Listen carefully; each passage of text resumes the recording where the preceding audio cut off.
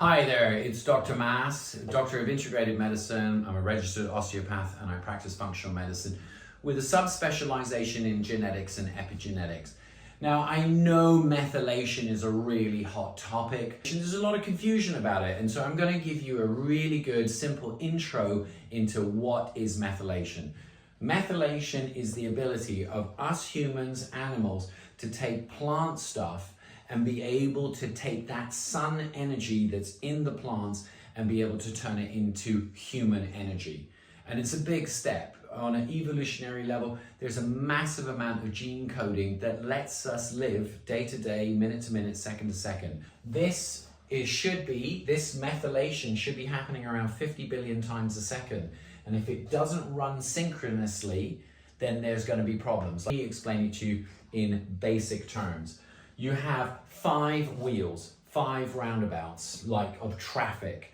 And each of these traffic points has a certain job to do, and it's done in a certain order. It has to be done in a certain order because it's like a computer program.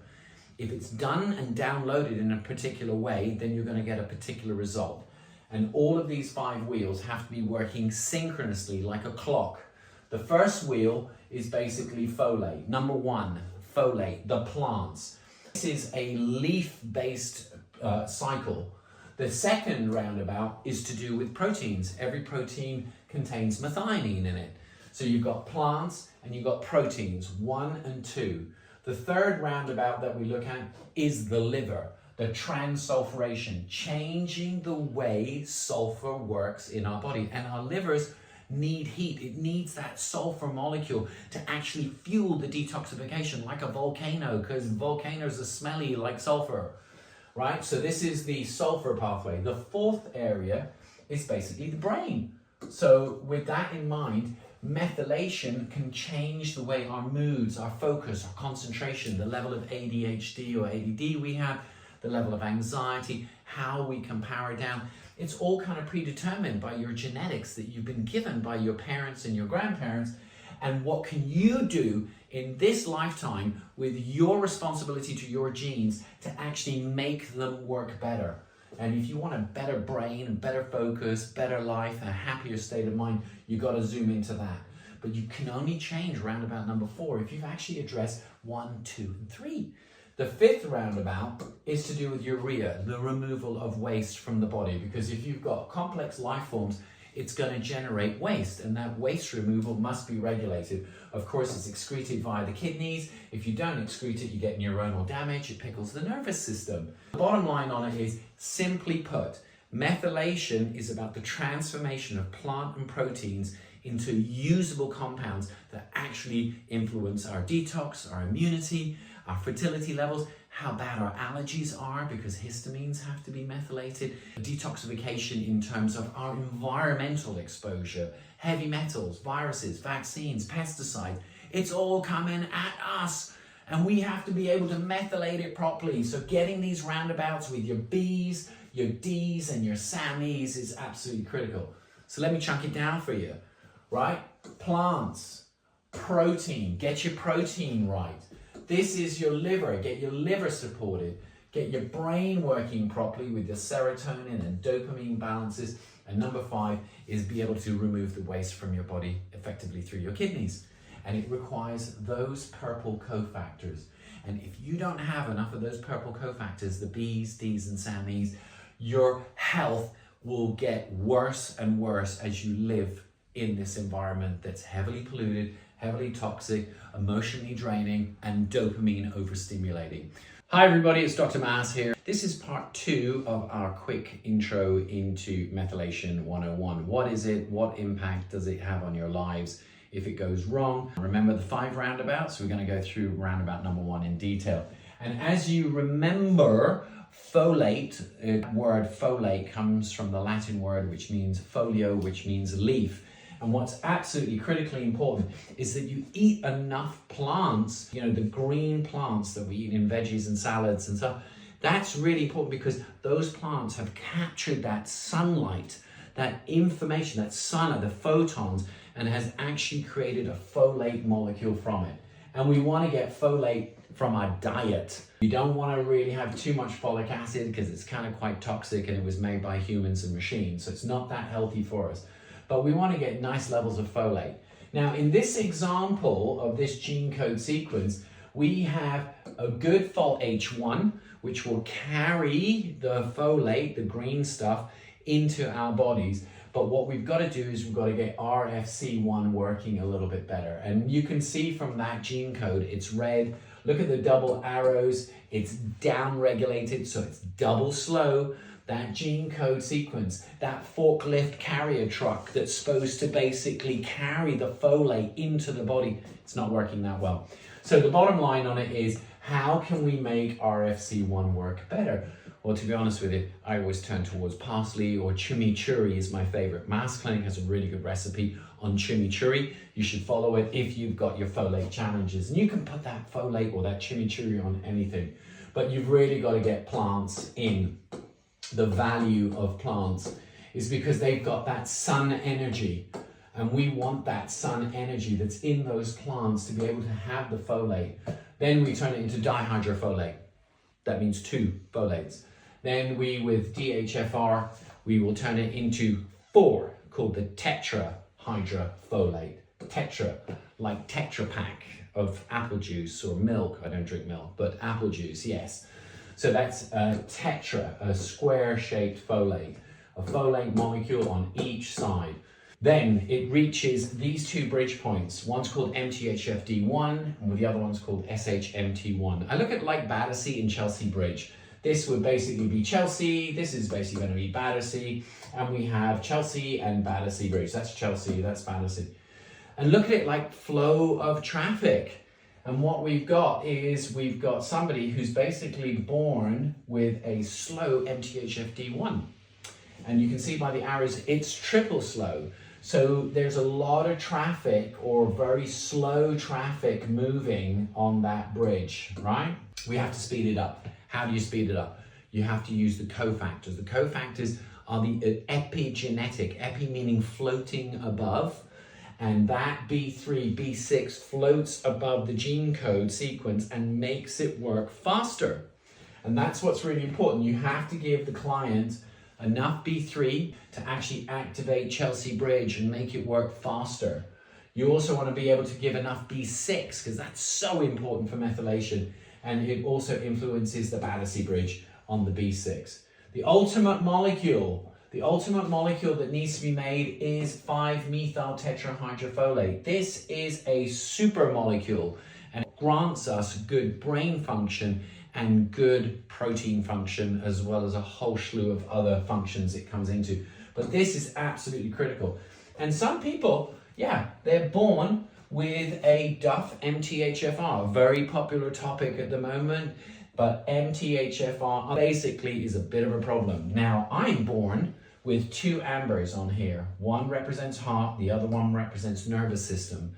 So whichever weak spot that you're carrying, it can kind of implicate that you might have a cardiac weakness running through the family line, or it could be a neurodegenerative weakness running through the family line. I have both. I've got heart attacks and Alzheimer's. But I'm telling you, as long as I can get my methylation working well, my B2s, my B3s, my B6, B9, B12s, then I'm going to get this risk of degenerative heart disease and degenerative neuro disease is actually going to go minimal. I will end up living a lot longer, free of heart disease, and hopefully free of Alzheimer's. So that basically concludes it. We need cofactors. You need to get the plants in. You need B3, B6, B6, B2, B3. In summary, you need your bees, you need your plants. Hi there, it's Dr. Lawrence Maas here. As you remember from the intro on methylation, there are 5 roundabouts. We're going to be talking about number 2. Roundabout number 2 now, all to do with protein. All proteins carry methionine in it, and this is a big clockwise wheel. Remember those old bicycles that are really, really big with a big sort of like wheel and a tiny little pedal system? It's kind of like that. And so you've got this big wheel of protein, but with that big wheel of protein, you need another wheel to actually get it going.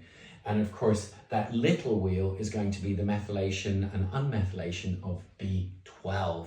What we've got now is if you don't have enough B12, you cannot process your protein. And here's the irony. You get your B12 from your proteins. It leads in one into the other. A lot of vegans and vegetarians, they suffer from a lack of protein, which sets them up for a lack of unmethylated B12. And this whole wheel starts to go really funky. If you want to be vegan vegetarian, you've got to make sure that you've got enough B12.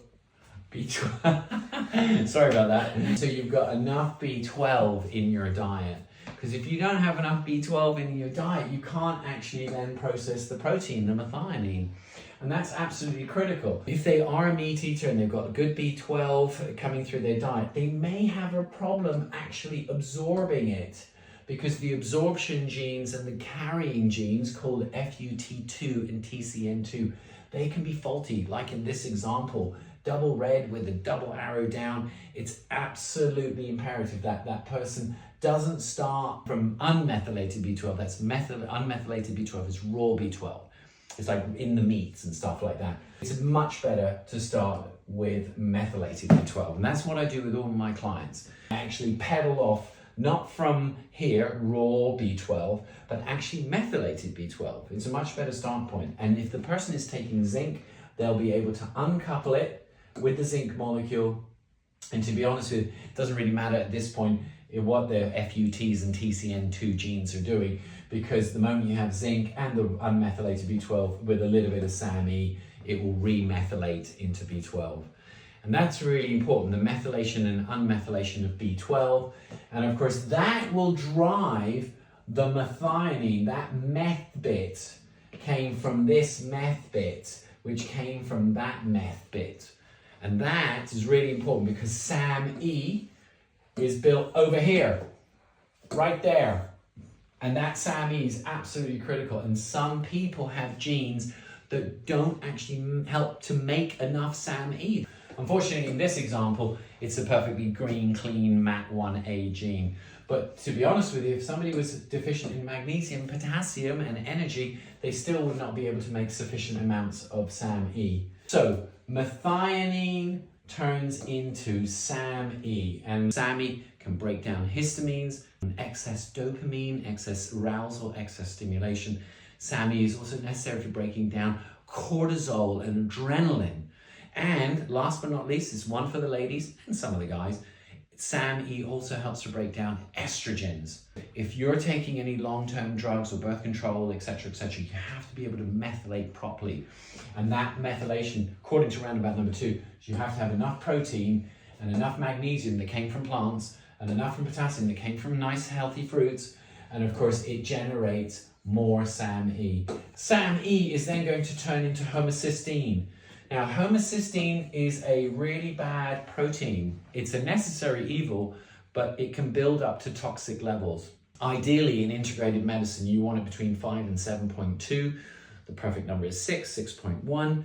But some people are born with genes that don't actually make enough SAMe, and they also have problems with their B12. And the tendency is that they have an increasing level of homocysteine.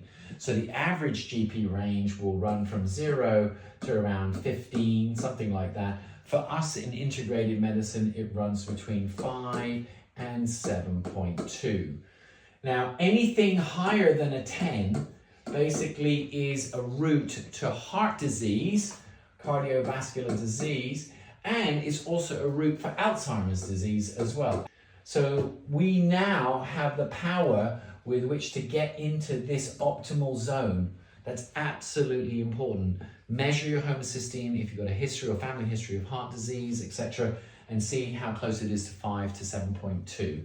And pretty much homocysteine will then funnel through either down into the transsulfuration pathway to the liver, which is roundabout number 3, or it will get referried and remethylated and turned into methionine. That wheel is happening all the time, billions of times every second. Because the homocysteine is so much like lava and will burn people's brains and hearts as they live, There's another backup plan, a plan B, that actually does a shortcut across the circle. And this is dependent on having enough choline. Choline comes from meats, eggs, caviar, etc. Very, very important molecule. Helps with fertility, helps with period pains, it helps with mood, muscles, and memories. As vegetarians, you can also take it in supplemental forms. You know, you don't have to do it through meats, but choline can be taken in supplemental form. It's a bit faulty on that gene code sequence. It's amber and red. You've got a triple arrow pointing down. You know this gene code sequence is running a lot slower. And of course, what's needed is to actually take on board choline to help it. If the body can't make enough of it, then you have to supplement with it. PQQ, best found in kiwis. Betaine, found in spinach and beetroot. That's really good. And of course, zinc is the cofactor to make the shortcut towards methionine. That is the protein wheel. The summary statement is you can only efficiently break down your proteins with enough methylated B12. And to do that, you'll need some small amounts of zinc, small amounts of SAMe, and the best thing is to just see what your gene codes are doing and try to help with those cofactors. Hi, it's Dr. Lawrence Maas here, registered osteopath, doctor of integrated medicine in the USA. I practice functional medicine and I have a subspecialization in genetics and epigenetics. This, as part of a series, is actually all about roundabout number 3, which of course is methylation detoxification. This is how we create glutathione. You have to be able to methylate it with your Bs and your SAMes, roundabout number 1, number 2, and here we are at roundabout number 3. Now, if you remember from the last lesson, there is this very hot protein, necessary protein called homocysteine. But homocysteine is so hot, I think of it like lava, and that it will burn the insides of our hearts and our brains. So those people that carry high levels of homocysteine have a tendency to have a history of heart family issues, of heart attacks and strokes. And also there's a relationship between having high levels of homocysteine and also neurodegenerative diseases. So we want to keep our homocysteine within narrow boundaries, somewhere between 5 and 7.2, all right, on a blood chemistry test. Now, most MDs will basically work from 0 to 15, sometimes they're 13, but the bottom line on it is you've got to get it below a 10, right? If you get it below a 10, the risk of heart disease and Alzheimer's seriously decreases. Now, homocysteine is here. It's a hot molecule, as I said. It can't stay as homocysteine because if there's a traffic jam of homocysteine, it's going to burn the tissues, namely heart and brain. Now, what you want to do is you want it to funnel through there. You don't really want to get it to ammonia because too much ammonia is going to make people feel cold and clumsy. And in young kids, it slows down their growth rate. You know, they won't be as tall as they should be as adults because ammonia is actually toxic. If you wanted to make a fridge or a freezer, you'd have to find ammonia gas because ammonia gas cools things down. And some people basically have a very, very fast track to producing high levels of ammonia quickly. And one of the reasons that would happen is because they just don't have enough B6. And that's absolutely critical, having enough B6 so that it can lead the chain reaction down towards cysteine.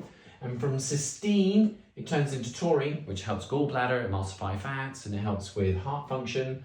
That's why they put it in Red Bull, because like Taurus, the bull, but taurine's very good heart membrane stabilizer. So people who've got homocysteine challenges and it's too high on the homocysteine, downstream they start to get heart issues because of a chronic taurine deficiency. There's also another potential deficiency. B6 can funnel down and turn into glutathione. If you don't know what glutathione, shame on you, because glutathione is actually the most powerful antioxidant that the liver needs to produce. And of course, it's dictated by this gene called GSS, which is glutathione S synthase. In this particular example, you can see there's a sulfur sensitivity and there's a glutathione deficiency coming through. Look at the arrows, up and then down. So what we have is somebody that when they have too much sulfur, garlic, onions, broccoli, they will get a reaction from it, and it's not a pleasant reaction. So what needs to be happening is low sulfur food plan, right? I didn't say no garlic. I just said some garlic, you know, okay? I didn't say no onions, I just said some onions. So it's low sulfur. Okay, that's the awareness, very, very important. And then the addition of B6 to funnel through. But then there's also the need for adeno B12. If this one is faulty, which it is in this example, the person won't create that much energy from their Krebs cycle, their mitochondria. So the key ingredient is the person in this pathway, the protein pathway, converting homocysteine, which is a protein, into more proteins, liver, heart, really important, joints, joint pains and stuff like that, and energy. So it's critical to get this right. So the takeaway on this one is you need B6 as a cofactor. B6, if you're not very good at producing glutathione, then you want to compensate for it. If you've got a history of palpitations, etc., heart issues, then you want to start taking some taurine. And if you've got an energy deficit going on, then you want to take the cofactor adenosyl B12. And that's the summary statement for the third roundabout, which is the liver transsulfuration roundabout. Hi there, it's Dr. Lawrence Maas. You've been tuning into this free methylation intro show. You'll now realize that you're actually on roundabout number 4 on the methylation wheels. We've got plants, we've got proteins, we've got liver. Now we're going to talk about brain, right? Remember from the first intro lesson that you've actually got 5-MTHF, 5-methyl tetrahydrofolate. Let's put the pen on, shall we? 5-methyl tetrahydrofolate. This has come from the folate cycle, which came from plants, right? And they got their folate from sunshine, right? From the sun into the plants, and from the plants, it goes into the folate cycle. And this is what we need to make 5-methyl tetrahydrofolate. In this sequence of genetics, what we can see is that person's carrying MTHFR. Oh, hang on, let me just turn the pen back on. MTHFR that is faulty. Look at the arrow, it's down. So if it's an amber, it's about 30-40% dysfunctional. It's not working as fast as it could. Remember that methylation reactions happen around when ideally 50 billion times every second. And that's critically important because this is going to affect our nervous system. How much serotonin we generate. Well, you have to methylate it. And everybody knows serotonin is the neurotransmitter of contentment and happiness. So we have to be able to methylate it. Well, how do we methylate it? We methylate it through this pathway here, which came from folate. So ultimately, it's the same with dopamine. Dopamine is the feel-good, reward, arousal, attention, focus neurotransmitter. How do we make more levels of dopamine, higher levels? We have to be able to methylate it. And of course, generating serotonin and dopamine comes from these proteins, tryptophan and tyrosine. And that's really, really important that you have a good, healthy source of proteins in your diet, but then you have enough plants to actually help with the transformation of that protein and be able to convert it into nice levels of serotonin, nice levels of dopamine. Now, in order to do that, you need cofactors. And if you're understanding me through the series of cofactors are where the magic is. You need your B's, you need your D's, you need your SAMEs. If you get your cofactors right, the wheels of your methylation start to work very much better. One of the top cofactors is vitamin D. And there's so many people that have chronic vitamin D deficiency. It is absolutely staggering. You know, take it from me, I've been, 30 years in the business. And the bottom line on it is you've got to get your European standards. You've got to get your vitamin D to above 200. Above 200, ladies and gentlemen, and kids and any teenagers. This is absolutely critical. The normal reference range runs anywhere between 70 and for most doctors around 249. That's medical doctors. I don't know if they're trained in that though, but I've got it as a reference. Now for integrated medicine, right, the stuff that I practice, which is scientific wellness, it runs from 124 to 200 plus. This is absolutely critical, right? So this is where you want to fit in towards the 200 mark. And this is really important because if you have a deficiency in vitamin D, you're usually going to have low dopamine, and low dopamine is usually going to compensate with craving behavior, sex, drugs, alcohol, sugar, overtraining, exercising. These are all stimulatory responses to try and make up for the lack of well-being that we naturally have when we've got nice levels of vitamin D. So vitamin D and dopamine. If you don't have enough vitamin D in your system, you can't fight viruses.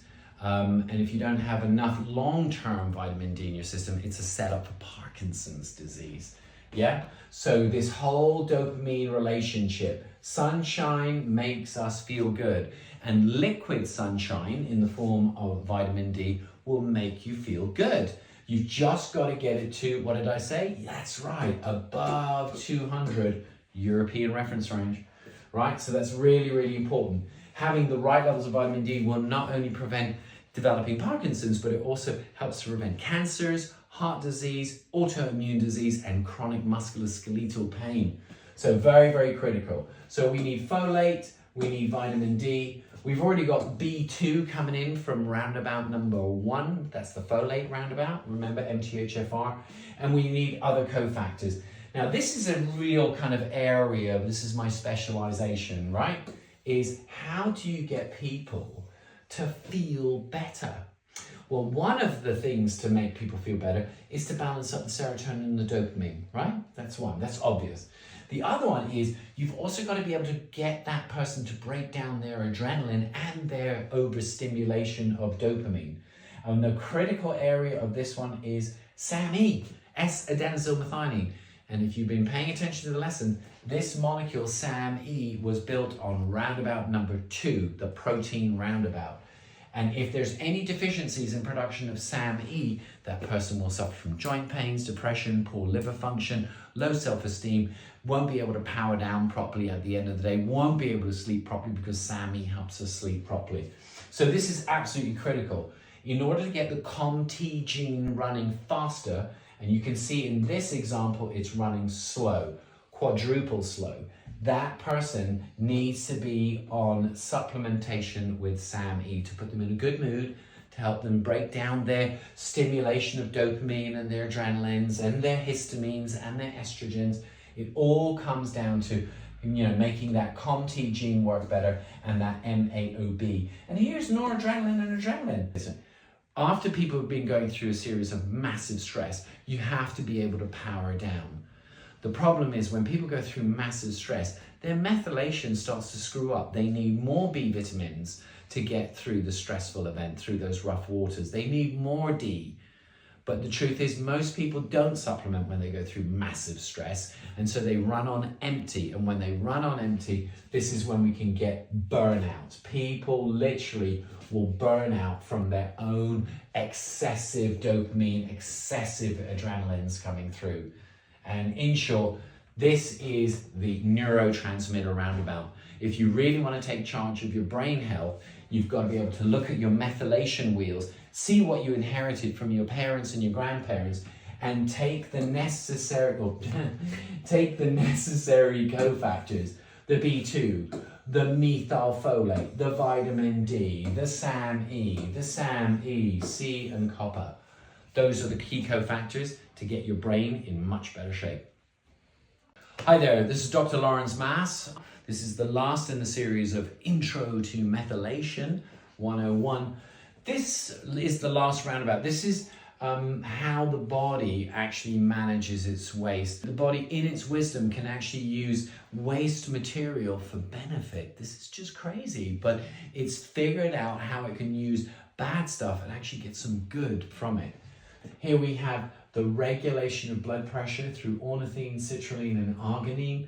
That's absolutely critical. Those are proteins that really help with growth, help with blood pressure regulation and liver function, and also they have a massive influence on, sorry about that, done that before. Yeah, and so they have a massive influence on this gene called BDKRB2, which is bradykinin receptor B2. This person, I know what you've been learning from me, where you see a yellow gene or an amber gene and it means it's faulty, or a red gene and it's faulty. But in this situation, sometimes it gets twisted.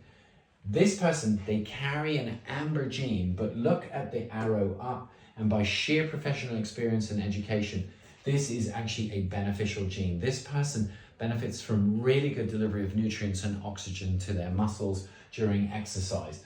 So if you're an athlete, and if you do carry a BDKRB2 that is amber with an elevation up, or maybe 2 arrows up, you have been gifted with some amazing athletic genes where your nutrient delivery and your oxygen supply is really, really good. So that's BDKRB2. And exercise, lifestyles are really, really important to stimulate that. Now think of this three-prong as a pendulum. The pendulum can swing either way. It's a continuum. What makes the pendulum swing is if there's no folate, if there's some folate, or if there's enough folate. If there's enough folate coming through, the body will be able to vasodilate, open up those blood vessels to the brain, to the heart, to exercise. That's what's really important. If there's no folate, there's a tendency to develop peroxynitrate, which is kind of toxic. And then there's also superoxide as well.